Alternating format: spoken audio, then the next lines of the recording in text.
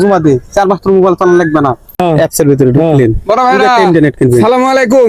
ওয়ালাইকুম ওয়ালাইকুম সালাম তুমি কি সকাল থেকে সারো আগে কি হয়েছে? কি কিছু কবি আমি তো আলছি ওই যে মোবাইল কিনা লাগবে বুঝাচ্ছেন, আমাকে একটা কিস্তির উপরে মোবাইল লিয়ে দাও।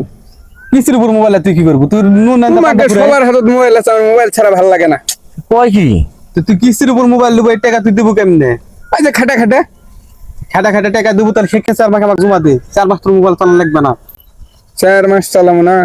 না তুই 20,000 টাকা দামের একটা মোবাইল এই তুই 5,000 টাকা জমা দিবি তাহলে থাকে কত 15,000 হ্যাঁ 15,000।